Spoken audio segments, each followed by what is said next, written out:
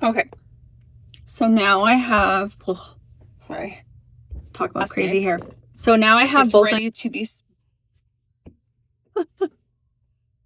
together, just a straight stitched down.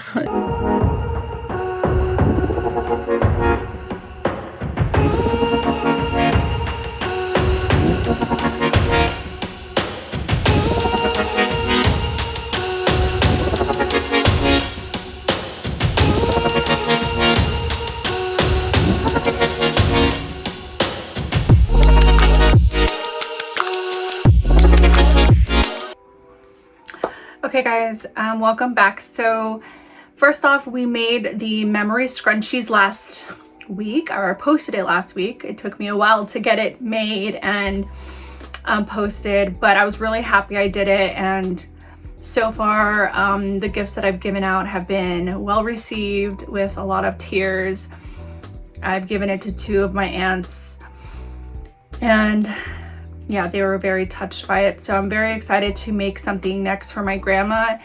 My grandma, which I call her Nana, which is my mom's mom.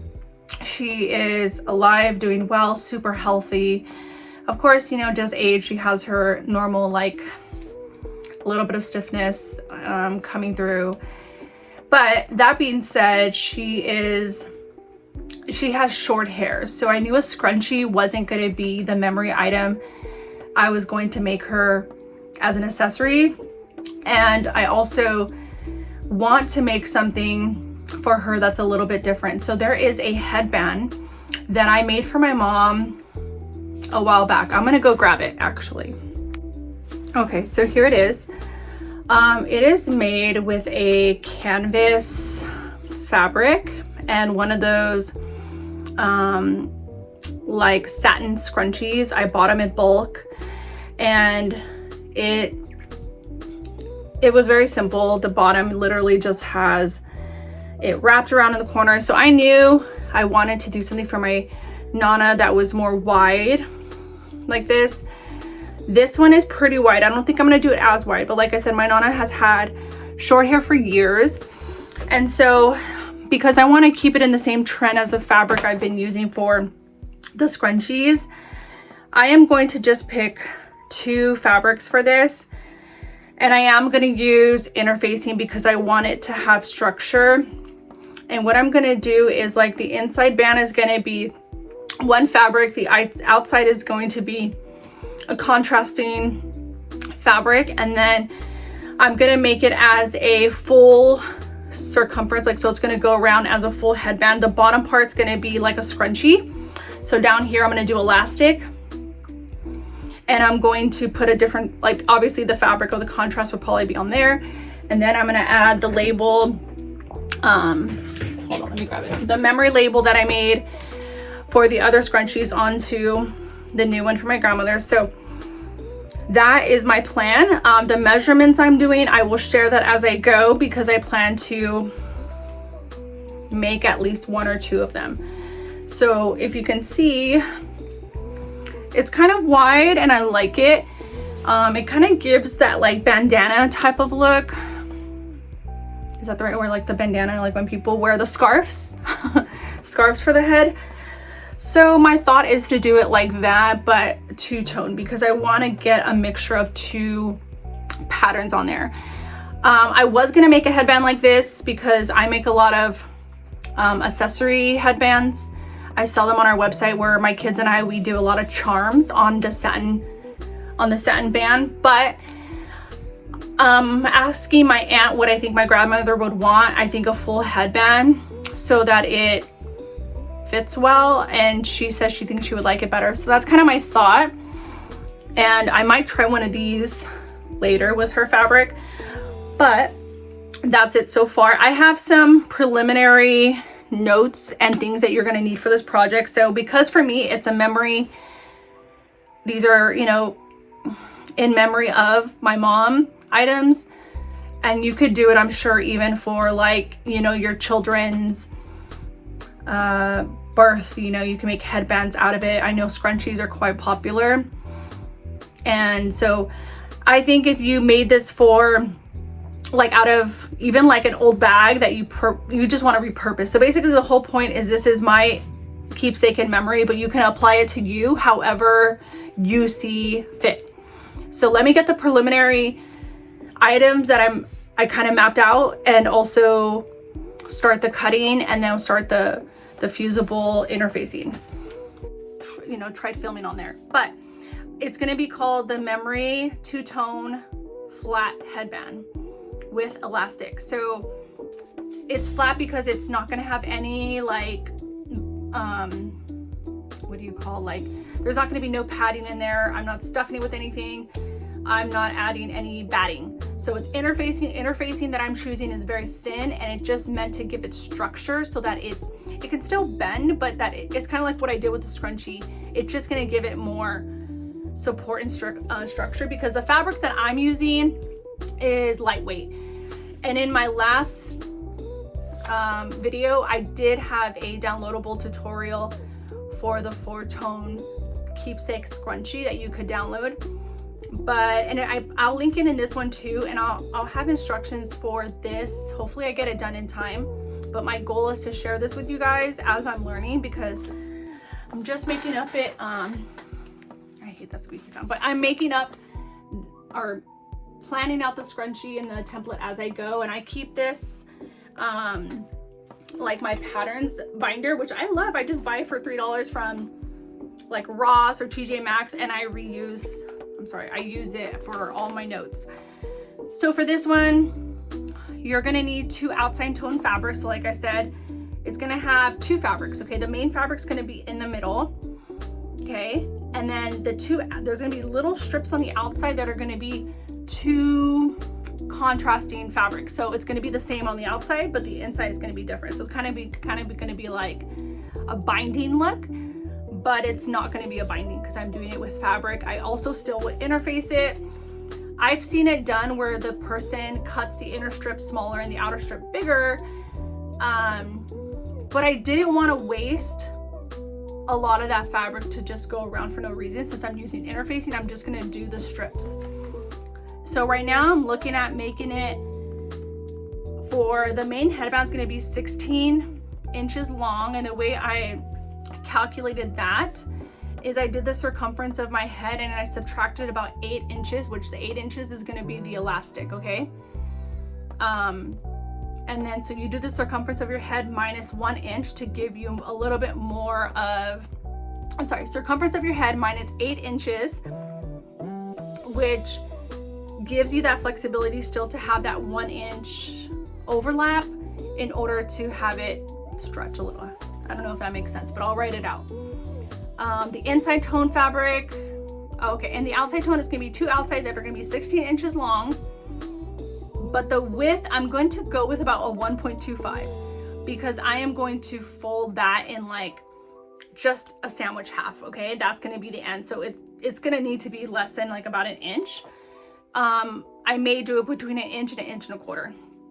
Then the inside fabric is going to be roughly the same as far as 16 inches long, but the width I'm looking at doing it about 3 or 3.5 inches. And for this one, I am going to interface I'm going to fold it inward, kind of like you would a bias tape the first time. So it's going to be flat fabric, and then I'm going to fold the ends just slightly in so that they cover in. I don't know why I'm doing that, so you can understand, but it's going to be sandwiched in on top of it, like wrong sides together, where the top fabrics are just like barely touching. And then I'm going to interface that.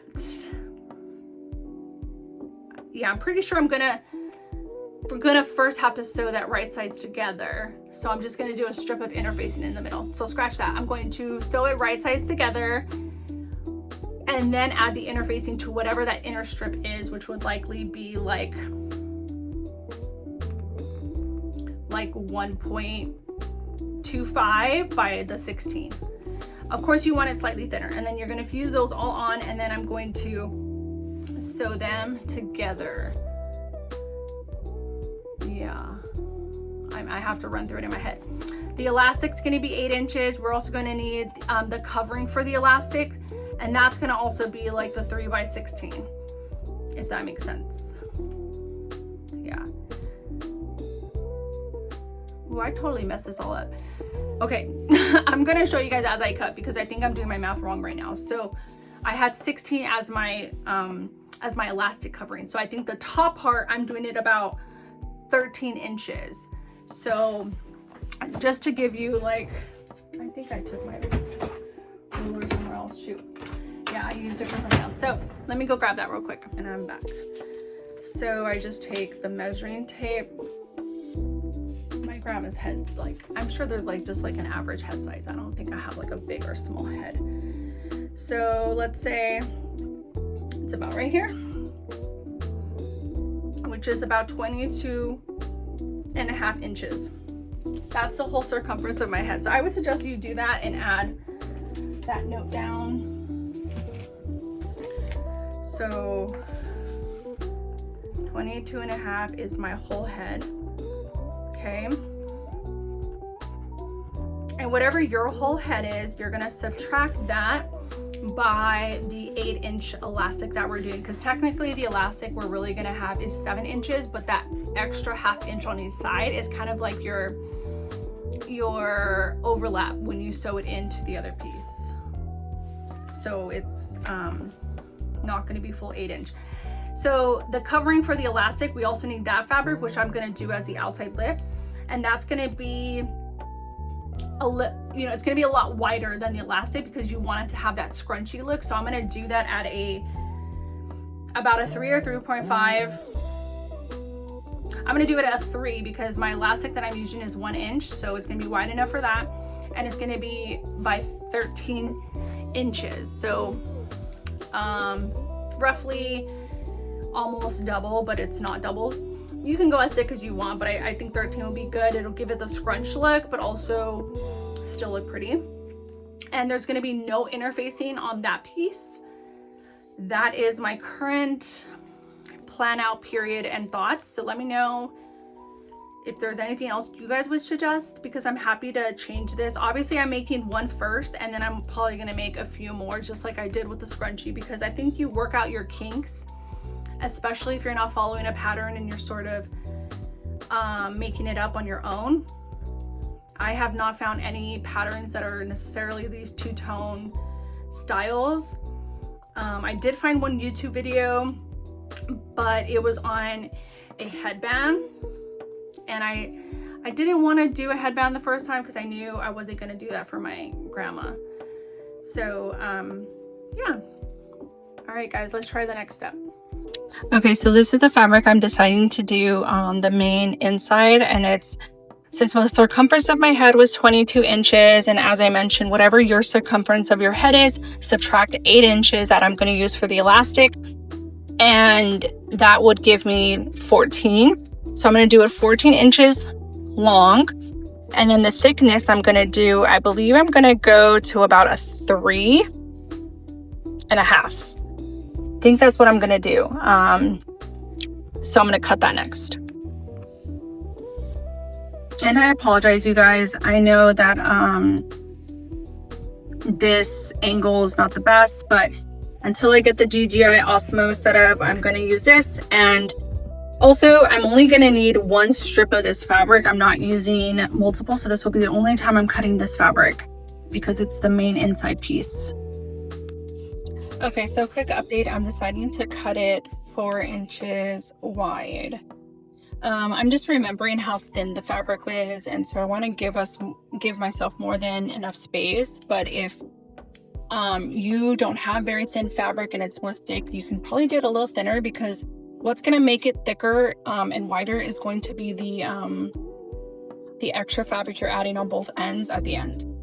So okay, and so my contrasting fabric to this is going to be the white, and I am going to cut it basically the 2.5, so 2.5s by 14, and then I'm going to go iron it and add the fusible to it. Okay, so I have my first 2 strips done, and that will be the adding to the edge of this. So essentially, obviously those will be folded in half, but it will be like this, right? And then What I am gonna do is now have to cut a bit more of this for the elastic casing, which will be basically, I'm gonna do about 2.5 by the 13. Okay, and these are the other two fabrics and interfacing. The one on the top two is going to be the binding for the outside of the scrunchie. So I cut it in one piece because I'm gonna iron it and add on the fusible fleece, and then it should be more flat, and then I'm gonna even it out and cut it for the bias tape. Then I'm gonna fold it in half and iron that again. The bottom two pieces is going to be for the scrunchie part, the elastic. So I cut that by the 3 by 13, and that I'm going to sew right sides together like a scrunchie and then turn it inside out and added the 8-inch elastic. So sorry for the light, I'm trying to do the lighting, but I'll cut 8 inches of the elastic, and then that's pretty much all the pieces you'll need. So now I'm about to iron the fusible fleece onto the fabric, but I don't use steam for this fabric because it's very thin, but you can use steam. You just have to check with your instructions for your fusible fleece. For me, I'm using lightweight interfacing or fusible fleece. It has one side that's like gluey, so that's what I'm gonna do next. But I wanted to mention that because in the last video I said I don't use steam, and technically I try not to because I'm afraid, depending on the fabric, how it's gonna react to the steam.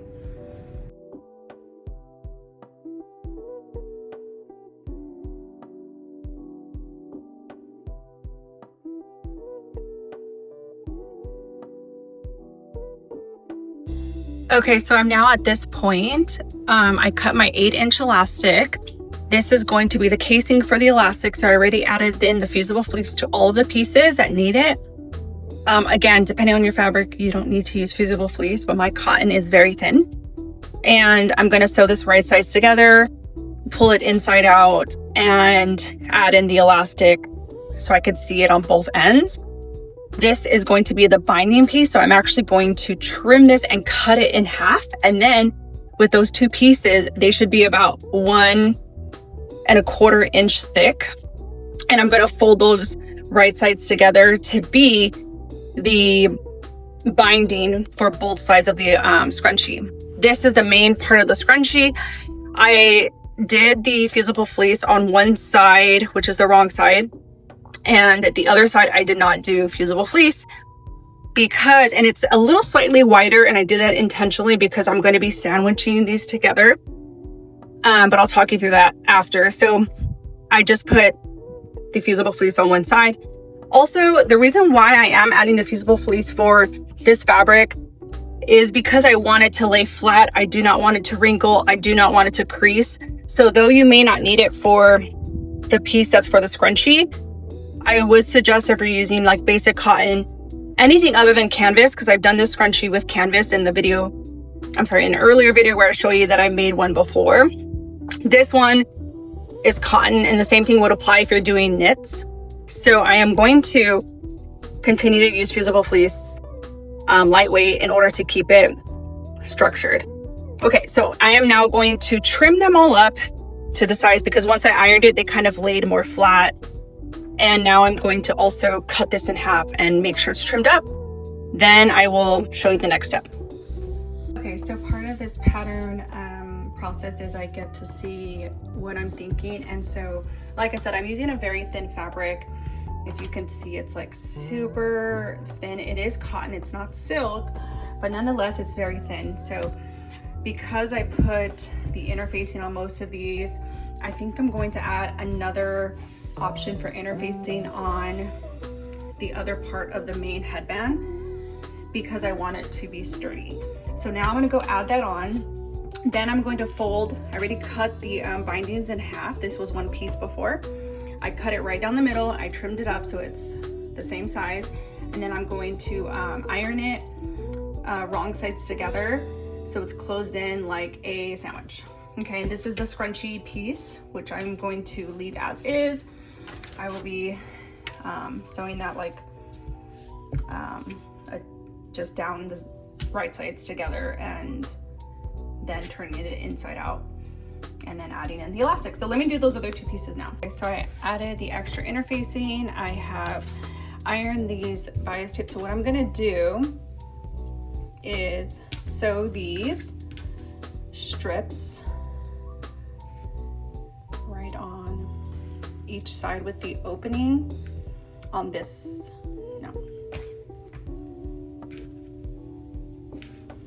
sorry. So I'm gonna sew it with the right sides touching, but the opening at the edge of this. So same thing on this side, the opening is going to face on this side. And what I'm gonna do is sew along that side and sew along this side, okay? Once I do that step, I am going to take this and put this down with this right side together right on top and go back and follow the same lines I just stitched on top of that. So I'll show you that in a minute. I'm gonna do the elastic casing. So I'm gonna sew this direction all the way down and turn it inside out and add in the elastic. Okay, so at this step, I do find that it's going to be helpful to use your clips to hold the bias pieces to the main fabric, because it could shift a little and I really want to get like as straight of a line, because once I sew this on and then I sandwich the other main piece, I am going to turn it right side out and I'm going to iron it down and press it. So with that being said, I don't plan on top stitching, but it will depend on how well I can iron it down and press down the fabric and the fusible fleece. Okay, so I've taken one main side of the fabric, I'm taking the 2 binding pieces, and I'm taking the opening to the edge here, and I'm going to clip it. So I want it lined up as good as possible, and it's okay if the binding piece is a little bit longer. Actually, that would be perfect. And add your clips.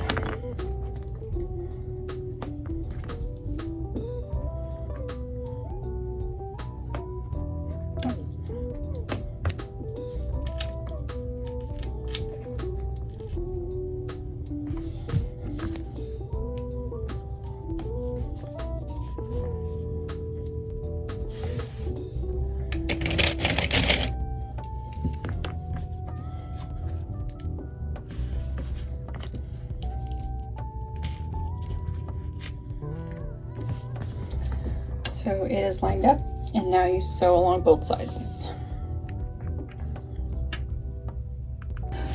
One thing I will note is that I sew at a 1.2, for this fabric I'm sewing at a 1.2 millimeter, I'm sorry, 1.2 stitch length, because I want the seam to not rip. I want it to be very secure, so I'm tightening it up. And because this fabric is lightweight and I added the fusible fleece, it will work well.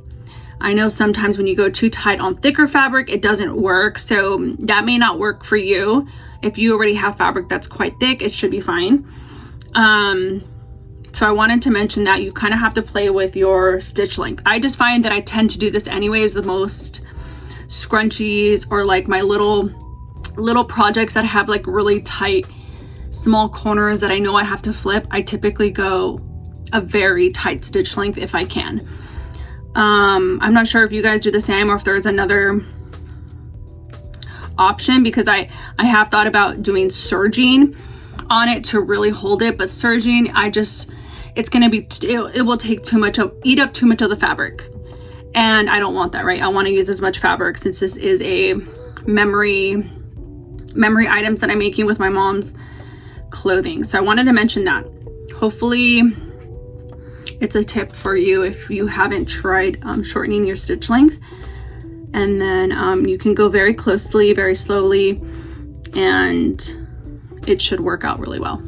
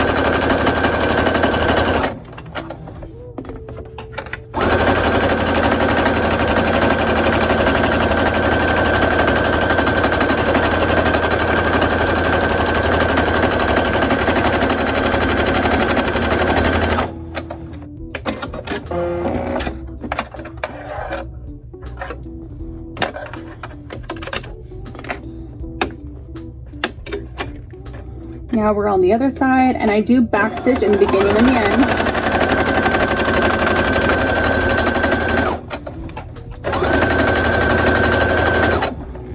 And you can stop and adjust because of the opening.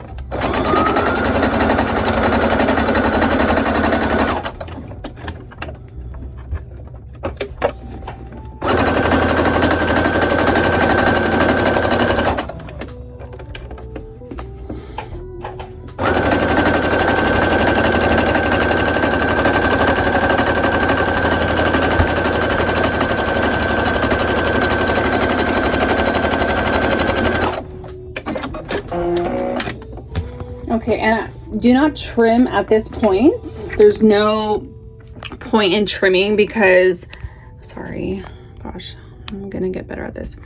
Okay, there is no point in trimming at this point because I've sewed along this. And what I'm now gonna do, still with the process of my other side of the fabric.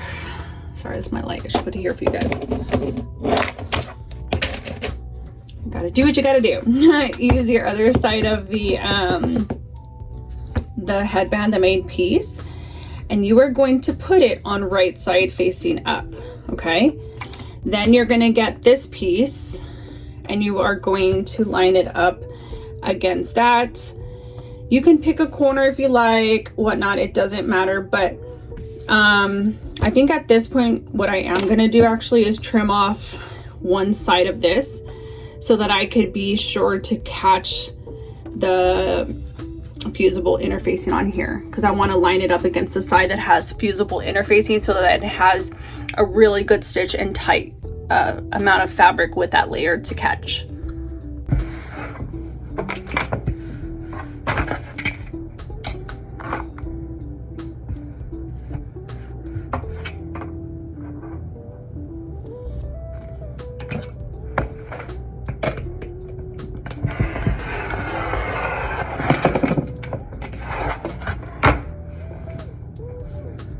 So I trimmed off one side. The other side you won't need, but as long as one side's trimmed down, that's the side I'm gonna line up the other piece of the fabric to. So I'll go finish that now. So this is the other side of the main part of the scrunchie. I already put it with the trimming of the excess there. So now I'm just gonna turn it around right side up now. And I'm going to take the piece I just sewed along with the binding and I'm going to turn it also right side down onto the current fabric. I'm going to take pins first on this side and I'm just going to sew along the same stitch. I'm going to follow that stitch all the way down. Then I'm going to do the same thing on the other side. Then I'm going to trim it before I flip it right side out.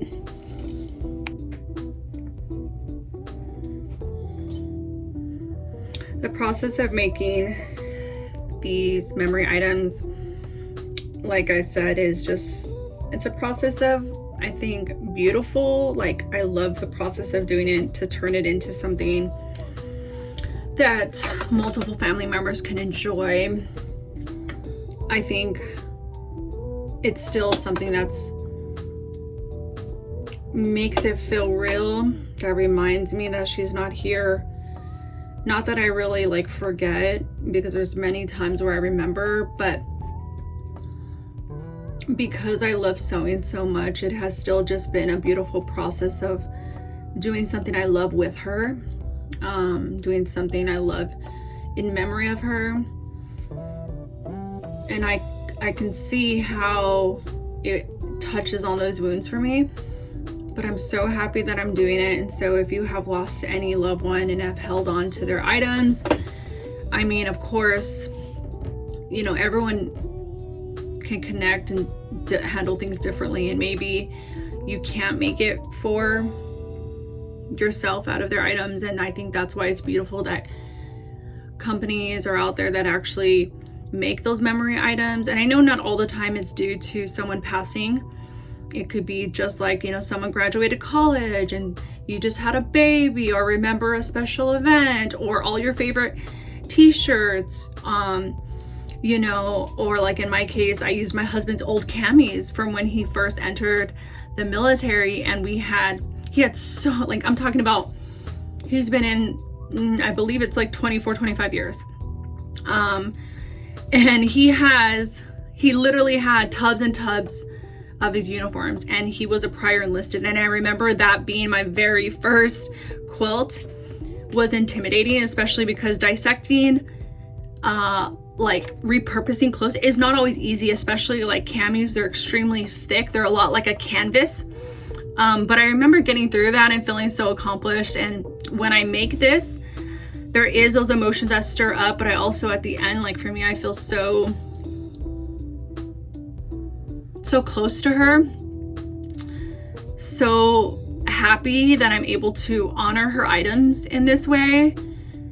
And I'm also so glad that I'm not ignoring the emotions around losing her.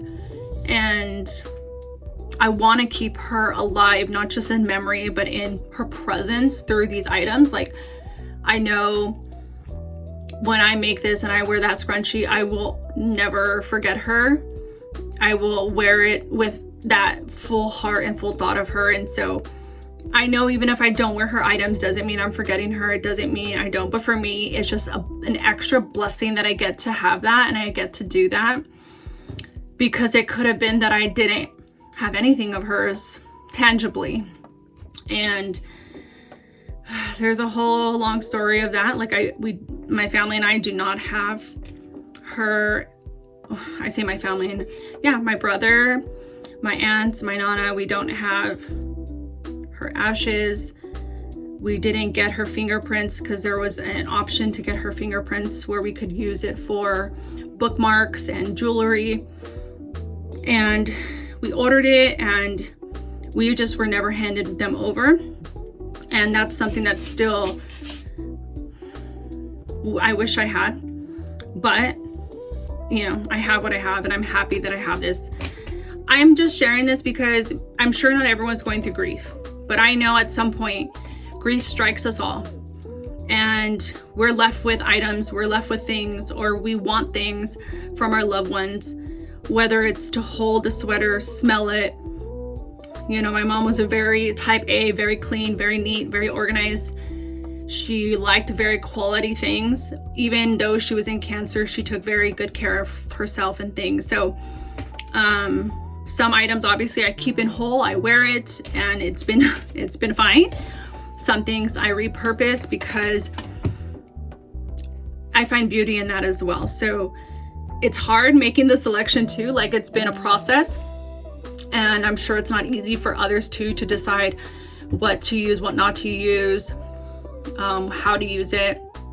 And so I am making, like I said, the flat lay memory bear. I already created the pattern myself. So the thing I'm also challenging myself on this is not using a pattern from anyone else. Actually, for this, I haven't seen any patterns out there like the one that I'm doing exactly.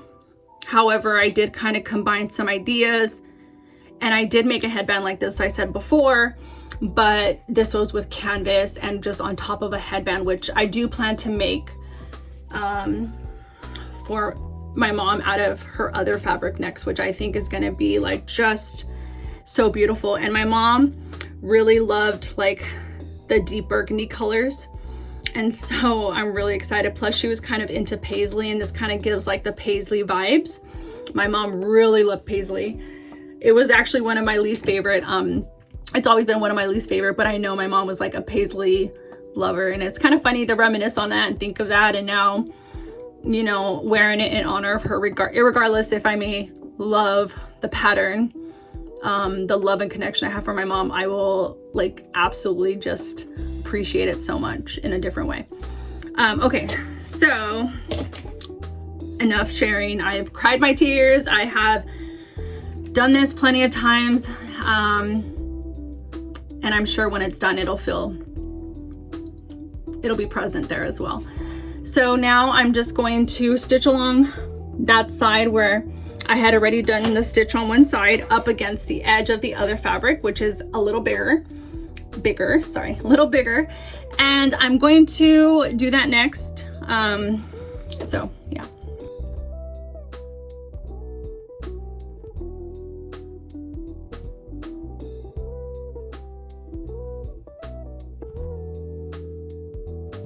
At this point, you can check it and make sure that you caught all layers,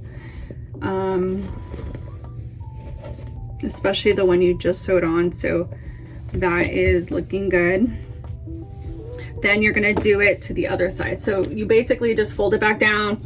You don't need to necessarily clip the side, but you're just gonna go along the same stitch that you did on the other side, and then we're gonna trim it off. So I'll do that now.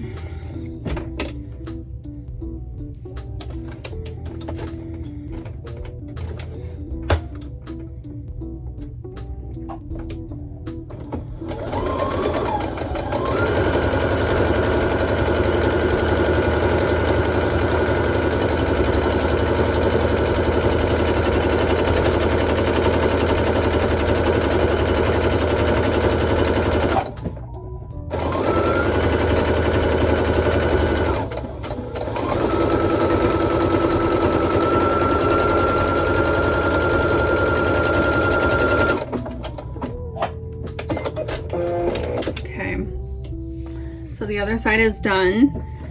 Now I'm going to trim it on the outside.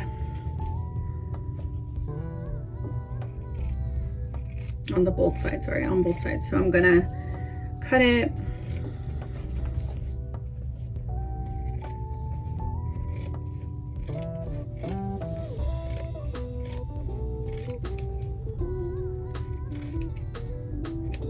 At this point too, you can also trim the ends like this end, because you know there will be a little bit extra. You don't have to trim too much, but just a bit. Like I could see a little overlap, and that's pretty normal. I think for me too, because I'm using thinner fabric that does have a little bit of stretch, it'll definitely happen. If you see any major loose threads, feel free to snip it. You don't have to get super close. Okay, but that's done. I will turn this right side out in a minute, but I'm gonna take my piece for my elastic. Where's my elastic? For my elastic, and sew this piece right sides together, just a straight stitch down. Sorry guys. So that's all I'm gonna do next is sew that down.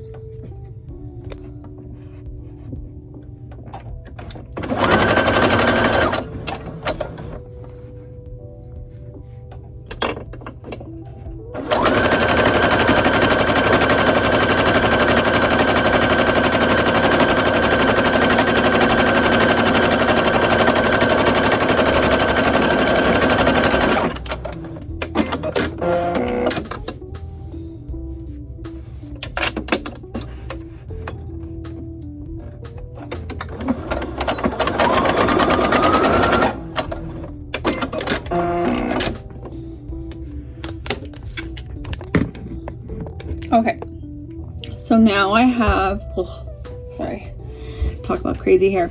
So now I have both of these strips done. I'm going to trim off this one now, and I just trim it so that it's not too bulky at the edge, because also adding that fusible fleece makes it a little stiffer, but I find it doesn't, I mean, I feel like it's really needed in this, for this fabric.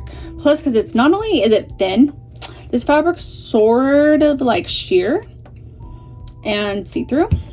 So it's another reason why I do that. So I'm trimming off the ends so that when I add the elastic, it's ready to be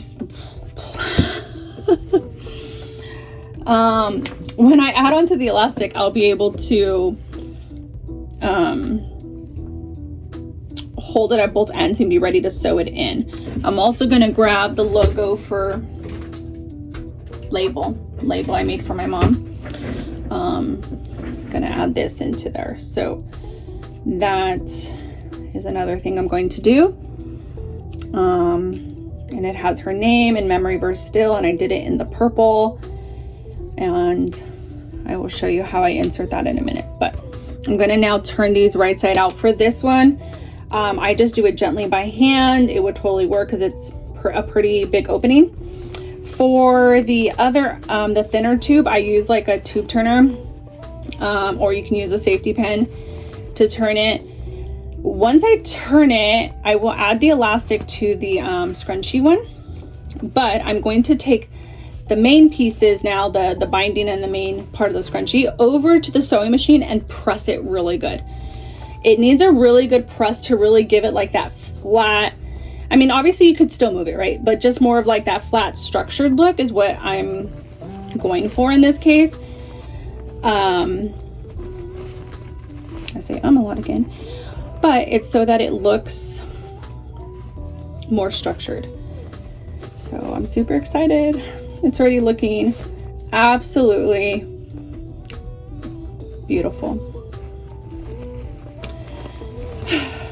It's, yeah, so I think I'm gonna, this is so beautiful. So I think I made it a little bit wider. Yeah, quite a bit wider, it looks like. So that's okay though, because it doesn't need to not be wide. I'm gonna see. Yeah.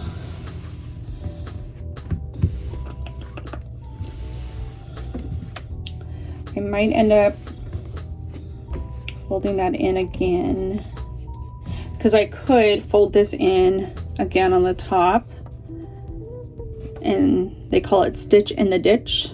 I could try that, but we'll see how it looks with this folded down. I'm going to pretend to add the elastic before I actually do. So let me go turn the tube, let me go iron this down, and I'll be back.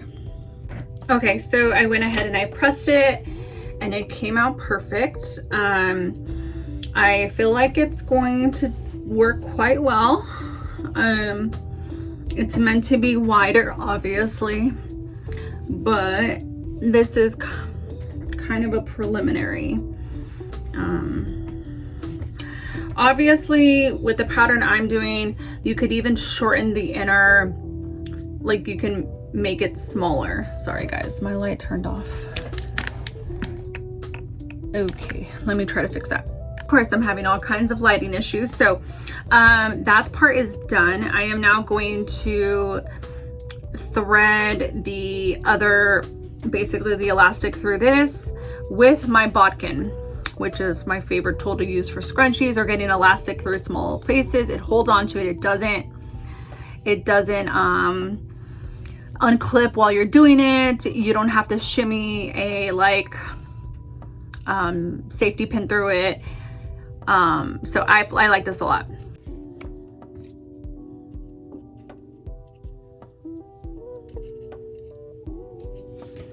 Simply clip it on one end, take the other end and scrunch it through.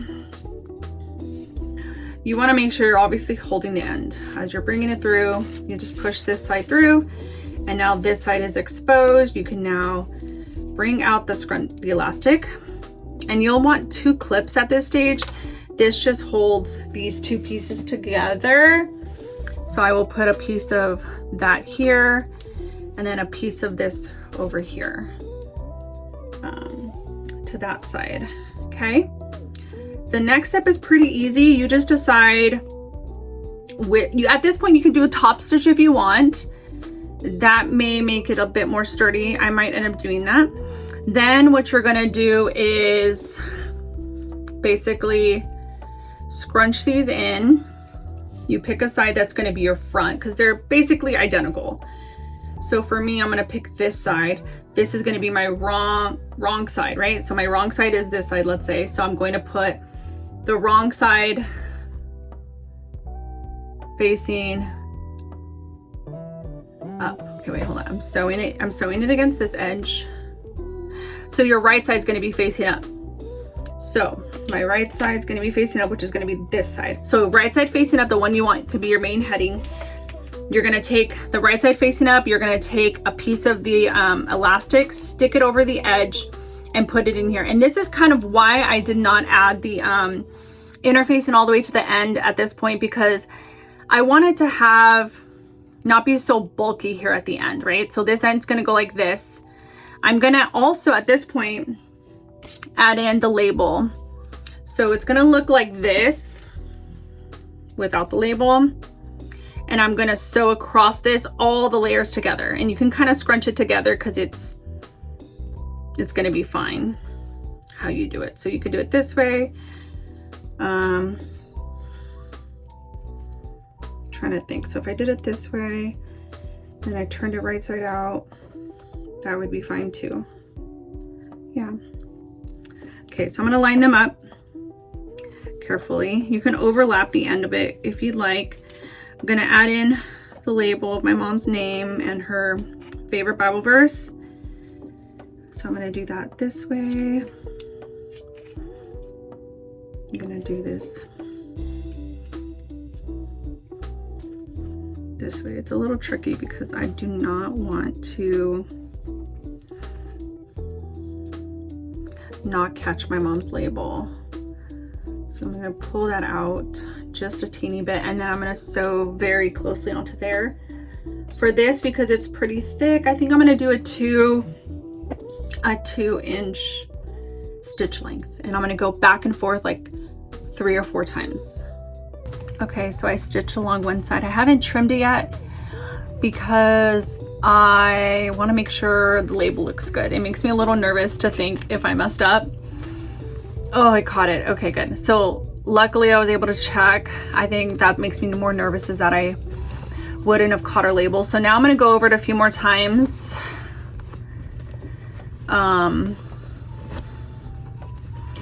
This isn't like a normal headband that I've made a lot. So it's one that I made like years ago. Well, I made this one years ago. So this one's sort of a new style. So I'm going to go up and down a few more times. Then I'm going to do the other side, which will be much, much easier because I'm just literally taking the edge of this again, putting it here, and then sandwiching it on top like so. I'll show you because I'm probably just going to do that pretty quickly. Just like that. And I'm gonna go about half, maybe 1/4 inch, and go back and forth several times. But first I'm gonna finish this side. Okay, I've done both ends now. I already trimmed one side. I'm going to trim the other, and then we're gonna flip it. So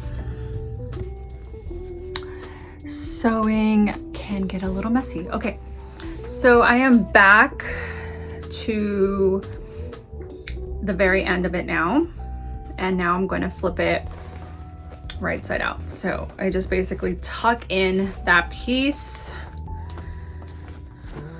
and I tuck in the other side piece. I feel like I did it wrong. Did I do it wrong? No. Okay, that's fine.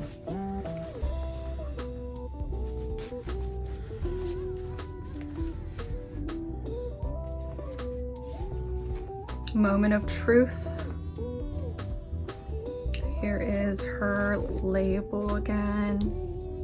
I still just love seeing this. And then I don't know if you guys can see it, and then the back has her favorite Bible verse, and the scrunchie piece looks great. The logo is hidden underneath. It is pretty firm, so I'm gonna try it on now.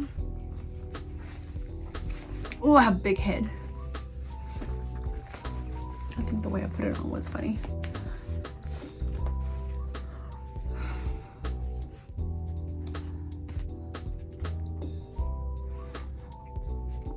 I don't think you guys can fully see. I don't know why. Why is it?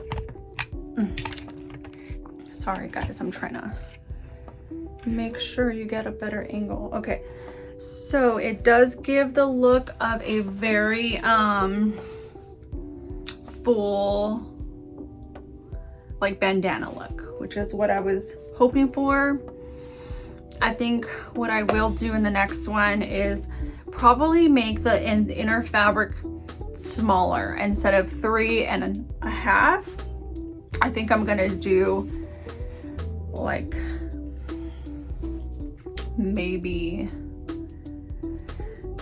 2.5. Yeah, so it's very beautiful. I do love it. I'm really happy that I made it. At the same time, I know, sorry guys, there's another light. Okay, at the same time, I feel like I worked out my kinks.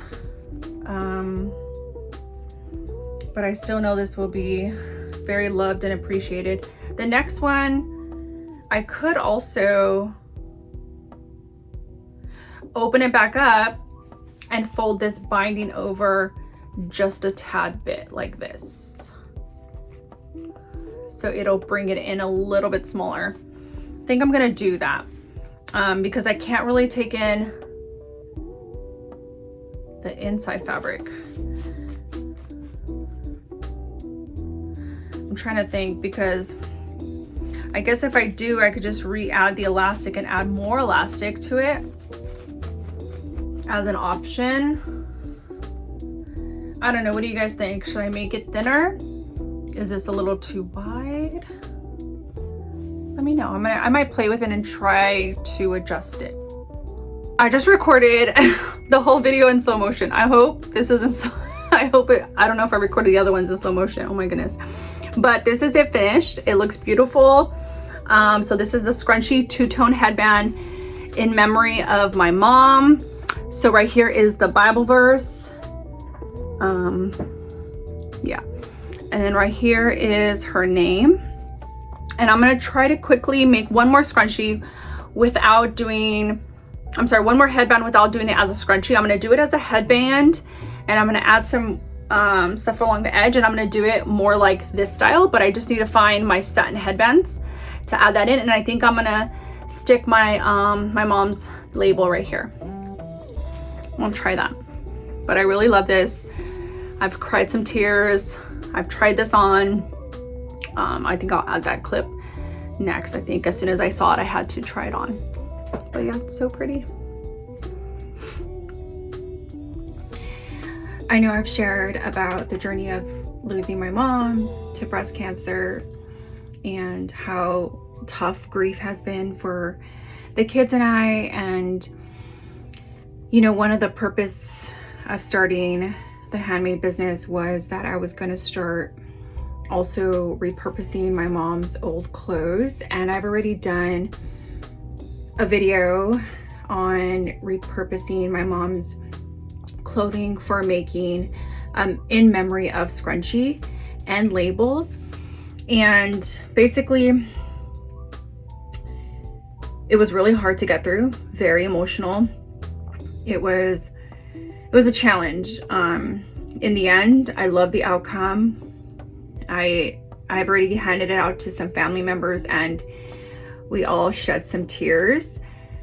And I now made the headband for my grandmother, and I'm in love with it. It has also her label on it with the memory verse and her name. And I feel that this is going to be a gift to my Nana, which is my mom's mom, and I know she's going to wear it with so much love.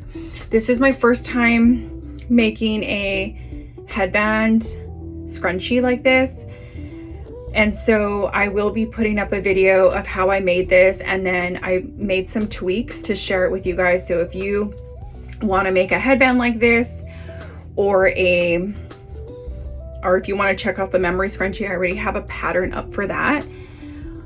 But what I will say is the process of making these has been a beautiful, heartfelt experience. So if you're somebody who's going through grief or wants to encapsulate like a memory, or for example, even you could do this with your children's clothes. I know a lot of people make bears, but I feel like making like accessories, like a scrunchie or a headband, or even like a bag, like a zipper pouch or something like that, would be something very used. And so I feel like there's so much beauty in this, and I'm so happy that I made it. I'm so happy that I'm recording the journey of making it, because although I've shed a few tears and although I probably share a lot, I think it's been so healing. And I have shared in the past that I've also done like video journaling. I just find it a lot easier as a mom of 3 is to just talk it out.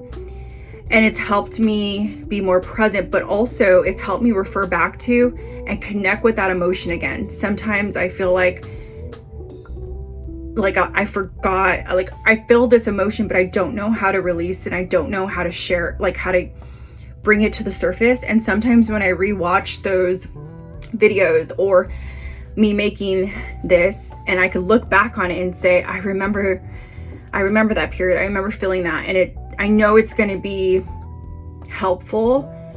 At least it's helpful for me, but also, you know, it's your truth. It's what you've been through. But I wanted to say I made this. I'm super happy with it. I handmade the labels as well. So if you want to see my scrunchies, this will be up by the end of this week. I'll have the full video up of this because I'm still making the pattern. I'm gonna make one more of these. And so I just wanted to share that.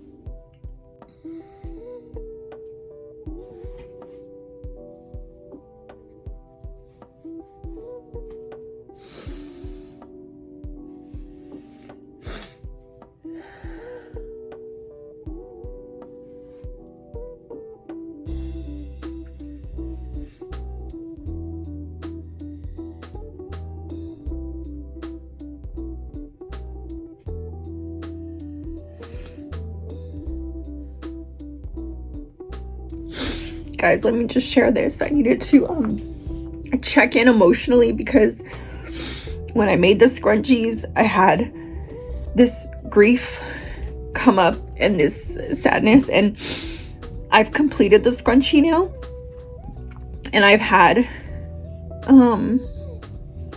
some of those emotions come up, and they're tough, you know. It feels like just like I'm glad I'm crying, you know, because I feel like we need to not be afraid to show emotion. And for me, like, sewing has always been like a thing that I love. It has always been therapeutic for me. I guess it's only natural for me to want to sew things out of my mom's stuff and repurpose things into like beautiful items for my family, for myself, for my kids. And, you know, and it's normal to go through this. And I feel like it allows me to release these emotions. It allows me to be present and not ignore the feelings that I'm having. And so I hope for anyone going through grief and repurposing anything, if they are doing it themselves, I feel like it helps me connect with those emotions by doing this art thing. Like I could be sewing something totally different, and it's fun and it's fine, and it's coming up, like we're closer to the year mark since my mom passed away, and I still find that so hard to believe, and so like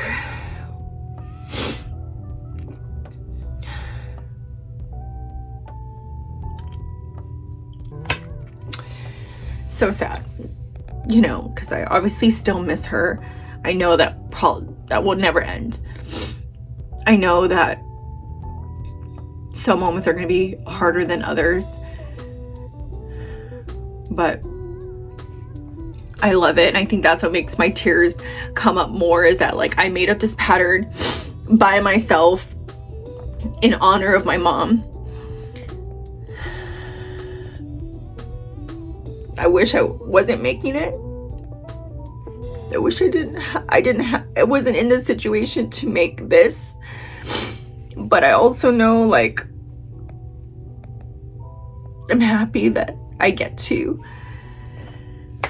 I'm happy that I have all her stuff, because the way things turned out at the end, I could have easily not got all her stuff. I mean, I am her only daughter, other than, you know, her in-law daughters, which I love them too, and my nieces, and we all like split stuff, but I got a lot of her stuff, so I'm just really happy for that, because that almost couldn't have happened, because I had to be able to get that from at the time my stepdad, who had them all, and I was able to get them. So I feel like I'm so grateful for that, and having these tears are just, I'm thankful that I'm able to connect emotionally. I'm thankful that I'm able to make things. I'm happy to do it and share it with my family. So I just wanted to check in and say the emotions are obviously still there. The grief, the pain, the love. I know they say grief lives only where love was, right? Where love lived. So, I couldn't, of course. So this is going to be for my Nana, my mom's mom, and I'm super happy. Okay, since I already had the fabric cut out and the binding and the pieces I needed with the fusible fleece already done, I did another scrunchie. So for this one, I am going to use my satin suede headband that I usually put charms on these. I'm gonna lay this on top with hot glue. So you can use any kind of glue. I've done hot glue before on this one, and it stayed on. But you could also use, like, you can also do it like where you actually make a casing inside to put it in the middle, like, or to fit this, but I just didn't want to do that. So I already had it like this. I didn't want to make it more complicated, and my other headband has worked out great. So I'm gonna do that next. Okay, scratch that. I'm using fabric glue.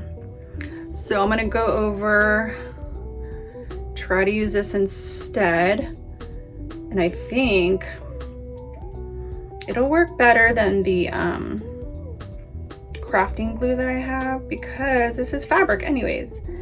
And then,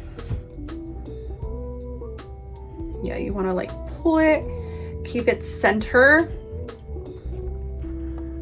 and I'm just gonna pull, and then I'm gonna tug this in and tug this in, and then do my little piece at the end after. So there's that side. So I'm going to clip it so that it holds for a minute. And then I'm gonna do the other side. So I'm just gonna do the same thing.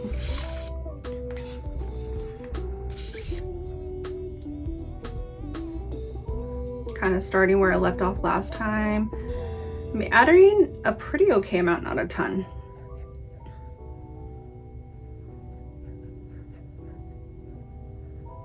It comes out very lightly. Like, this tube has lasted me like a year so far. And I've been using it a lot for the things that I make. So you do that side. I'll add a little more so I can bend in this corner and pull it.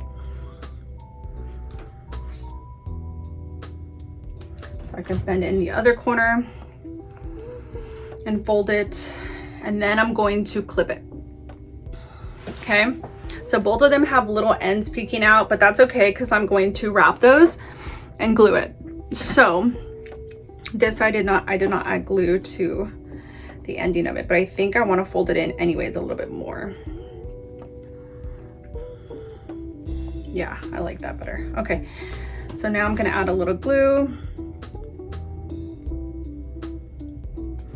And I just use the Beacon fabric glue. It's called Fabric Tack. Honestly, I've used other fabric glues that were terrible. Like, they just don't work. That was just so bizarre how some of them just don't work. But I need to find my lid for that. I'll try to find my lid. Okay, so that's it. I'm gonna let it sit and dry for a while before I add the other pieces on. But I think it looks so pretty. What do you guys think? So this is relatively easy. Just adding the hot glue. Also at the end, I'm gonna use extra fabric to wrap around the ends, since I could have made this a little longer, but I had it cut already for the other headband. So, oh man, I didn't know you guys were still on. So here it is so far. Let me try it again. Okay, so here this one is so far. You're not gonna really see the underneath, but I am going to do it this way.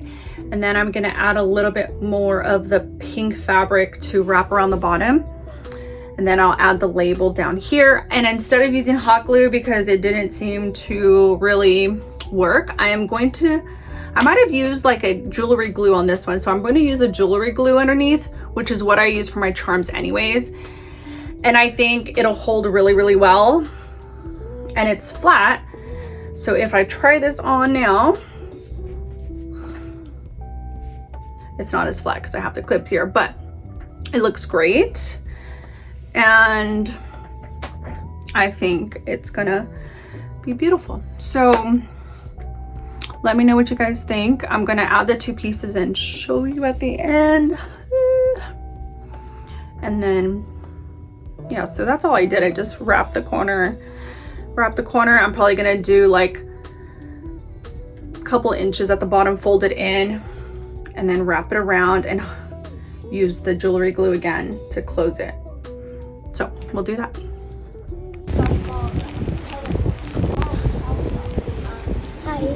This is the headband one. All right guys, so I'm back. I picked up my kids. They are home now. And this gave it time to dry. So they did dry. And like I said, I know I used a pink satin headband. That's the last one I had was in this color, because all the rest I have ready, I have made with charms for my website. So this is the only one I had, and I'm ordering more black ones because I actually reminded myself how much I like this style, and I can make more of these. And so even though it's pink and it's peeking out here, underneath you're not going to be able to see it at all because you're going to wear it on your head. But at the ends, I was originally going to put some, like, make binding out of this and make, you know, this go around the edge. That's option one. The other option I had is using like an actual piece of, like, usually I use a black or thicker fabric for this because I want it to be more durable. It's what goes behind the ear. So I'm thinking actually I might end up using this. Hold on, I'm gonna wrap it around so you guys can see before I do it. So you don't need to sew this on, you just need it big enough to cover the gap. So hold on, I need to make sure it's wide enough.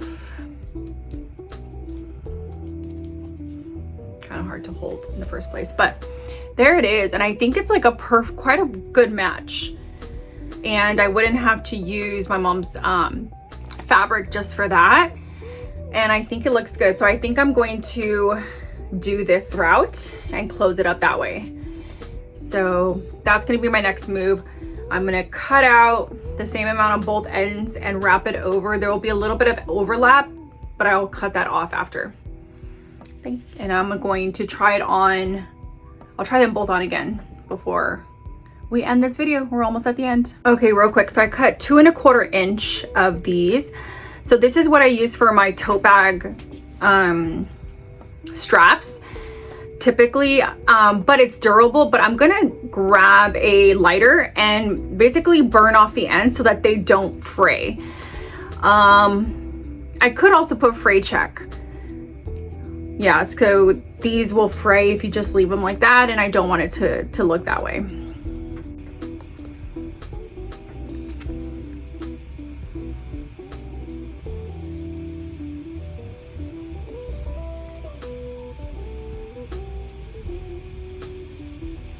You just take a little and put it against the edge.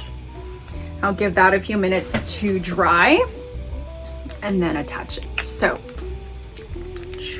let's see how this looks in a few minutes. It says it takes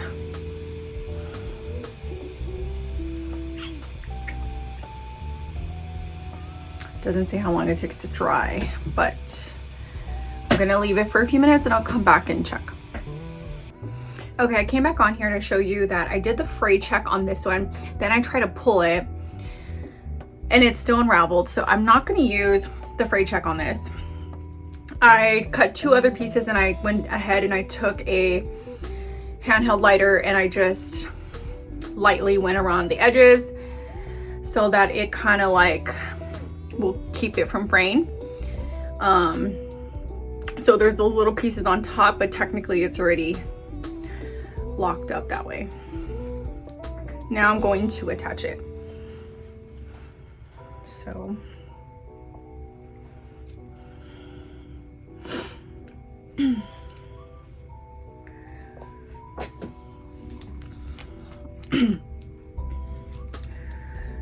just had some yummy salsa. One of my really good friends, she makes and sells her own salsa, and I've been so addicted to it. It is so spicy, but quite literally one of the best salsas I've like ever had. So that is a big deal. So I think I won't stop eating it, but it does burn a little bit here and there. Okay.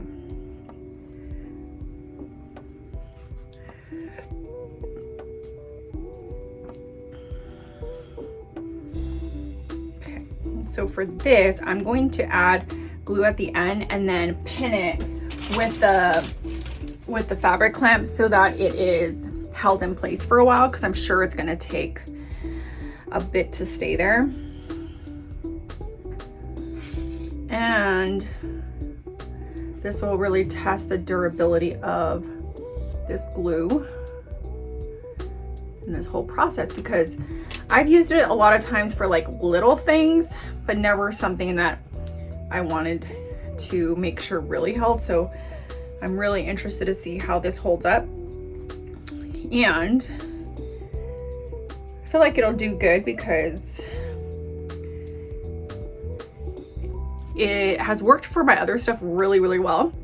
So like there, it's already held into place, but that will just keep it there a little bit longer. So that's what it looks like. So that's good. And I'm gonna go ahead and do the other side. I also already added in my mom's label in memory of her name. The glue kind of went through a little bit. But I guess, you know, they're not like hand stitched labels, they're printed. So I know that the quality is not like perfect or anything, which is pretty normal. I actually want to get some labels printed for my business, and they're quite pricey. Now I could see why people continue to make them. They're almost $1 a piece, and that's a lot of money when you're trying to grow a business, you know. But these labels, I I'm gonna try to do it the way I make these in memory of my mom labels. I'm gonna try, and what I'm doing is I'm just using the glue and trying to like spread it so that it is like fully covering the piece of fabric, and that all the way through to the end.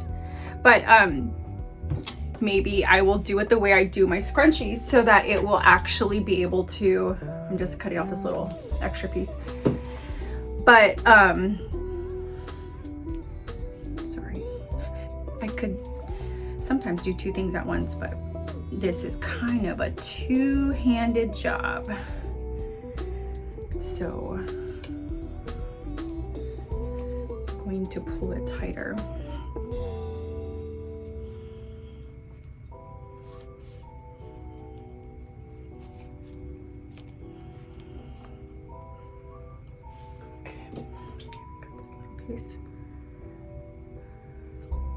Again, forgot what I was saying. But oh yeah, I'm gonna try to make some more of her labels the way I make my normal labels, which is the one that I did this time was like more like an ink. The ink kind of seeped through onto the fabric and then you cut it, versus the way I do my labels, it's on a different type of fabric transfer. It's a sheet. Like once you print the sheet out, you separate the two sheets and then you iron the sheet onto fabric. So I was wondering like which one feels better, and to be honest, they both feel paper-like. Neither of them feel like just like fabric, and it kind of alters the feeling of the fabric a bit. So, oh, this looks good. So I'm going to clip this side and let it set for a little bit. I will come back and check it out. But I think so far it looks great. Yeah. Like I said, usually I use ribbon. I don't usually use, what is this called? I don't know why I can't think of it right now. I can't think of it. But yeah, so I did this. So I know I've been sharing a lot of this stuff about repurposing items for my mom, and for me it's been very healing and rewarding, but also I want to encourage anyone else if they're going through this. I haven't really seen a lot of videos share the ways that you can repurpose. Obviously it's not easy emotionally. When I finished the other scrunchie and tried it, the other headband, and I tried it on, I cried. When I made the scrunchies, I cried. I'm sure when I make the bow tie and the bear, I'm gonna cry. So it's not a shock to me, but also like I am gonna break it up and add some other videos of things that I'm making and things that I do for my business. Like I said, just launched online in June, but I've been doing vendor events and in-person sales since about January. So I haven't been at this very long, and I was like very hesitant to launch online because it's like one of those oh, it's so pretty. I love it so much. It's one of those things that you kind of put off, you know, because you have like, oh my gosh, it's not perfect, it's not perfect, it's not perfect. And I finally, again, with that mindset of if not now, when? It doesn't have to be perfect. And how will I ever learn if I never even try? So that's where I'm at. And yeah, I've been doing things outside of my norm, such as like I've been meeting with a writing group who, they don't write children's books, but they write like longer novels. Some of them are historical fiction, some of them are autobiographies, some of them are nonfiction and fiction. So there's and suspense, and like there's, you know, a lot of different genres represented, and I was able to connect with them, and I'm really excited because I will be doing a speaking engagement for them in a few months, and the school year is about to kick off. And I'm really excited to get back into some of the children's schools now that I have I have more books that are pending publishing, but I have 7 of my books here, and I'm able to get those and do author visits. So I really, maybe I'll be sharing some side of that, or some side of my, I design custom paint kits, and yeah, so that's kind of what I mean by being like multi-passionate, is I feel like we all like to label ourselves. There's a lot of like, stay in your lane, you know, if you're this, you're this, if you're that, you're that. But I just feel like we're multiple things. We are definitely more than the one label we have. We're more than a mom. I know that I am a daughter, and my mom isn't here anymore, but I know that I'm more than a daughter. I know my mom would want more for me. I know that my kids want more for me, and they're proud of me. And just like that, I want them to be their own person. I want them to try different things and challenge themselves. Don't limit themselves. Don't say, I can't do something. And, you know, something being hard initially, I understand that it's normal. But actually pursuing something that's hard and going through those like, those like growing pains is one of those things that are hesitant for people to go through. And it's weird because I know it's like a up and a down, a yin and a yang. Sometimes I am, and sometimes I'm not. So it just really depends, and mindset is a big thing. And if you're a woman, hormones, emotions like play a big part into that. So when I do this, it really allows me to like feel the things I'm feeling. It really allows me to be present with those feelings, and I feel like I'm not burdened with a lot more of that emotion that I'm trying to just work past or ignore. And so I hope that in more ways than one, this will one day reach the right people, and it'll reach somebody who it resonates with, and that ultimately, you know, my mom's items not only have beauty and purpose for me and my family, but will one day have beauty and purpose for someone else watching, for others who are watching, for someone else who's grieving, for, I mean, maybe not even grieving, maybe just inspiration. I'm sure this is just a beautiful headband in general, which I haven't seen done quite often like this.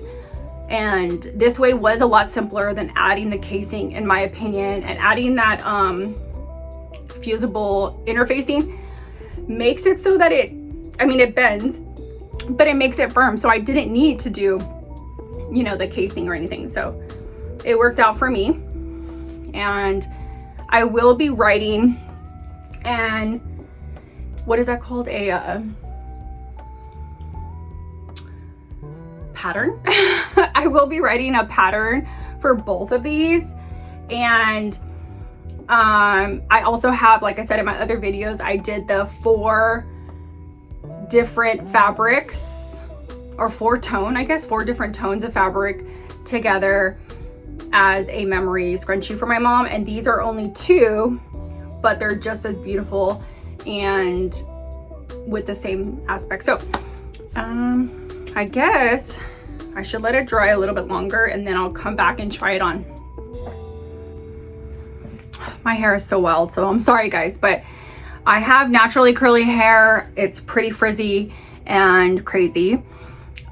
Obviously it's not as thick as it used to be when I was younger, but a funny note, right? Like, I feel like we all have parts of our lives we share or we go through. And when I was a kid going to private school, I was teased for my hair. I was called Chia Pet. And you know, I had big hair. It was definitely a lot thicker. After having kids and life, I've lost a lot. But yeah, my nickname was Chia Pet. So I always tell my kids that. I was like, you know, now though, I love and appreciate my hair. I can straighten it if I want to. I can make it curly if I want to. I can't necessarily cut it short. I remember I tried to cut it short when I was in middle school. And because I had such curly hair, I was like, I want to cut it short. And it became like a giant poof. So, you know, hey, I'm not mad that I was called Chia Pet. You know, kids will be kids. And yeah, I just look back and I thought it was so funny, because if you're from my like around the time where I grew up, Chia Pets were a big thing. So I don't think they are now. Like, if I tell my daughter, you know what Chia Pet is, I don't think she's ever heard of it. And I'm really glad that my kids have not been bullied. I mean, my daughter's about to enter 6th grade, and you know, and even if they were, my other daughter's about to enter 5th grade, you know, I feel like I built them with so much resilience, and the fact that not everyone's gonna like you, and definitely some people are gonna say mean things, because that's the way they get attention, and that's the way maybe they're mimicking what they see on TV, what they see at home, or what they see, you know, online. Because kids nowadays are exposed to so much. We're also the last generation that didn't have technology early in our lives. Our kids have known nothing but technology since they were born. They've seen a TV, they've, like, you know, been able to pause a TV, watch whatever show you want, you know, Uber delivery, you know, everything is like so quick and so readily available. You know, we need to call someone, we just text them. We can video FaceTime their daddy, my husband overseas, and be able to talk to him. I mean, those kind of things were unheard of when I grew up. You know, if daddy didn't call our home line, landline, we wouldn't hear from him, or we would have to page him. You know, when I grew up, we would page and have our, like, you know, letters to number to letters text. We knew like what 143 meant, or so on and so forth. So I laugh because it's so different, and I'm gonna try this on now. Ooh. Okay, I'm gonna probably edit a lot of this out because definitely wild hair. My Nana doesn't have as wild hair as me, so it's not gonna be an issue for her. So this is the headband. Okay, I like it a lot, and my hair, like I said, is pretty wild here, but it feels really comfortable and it feels secure, and I like it. So there's that, and then we're gonna try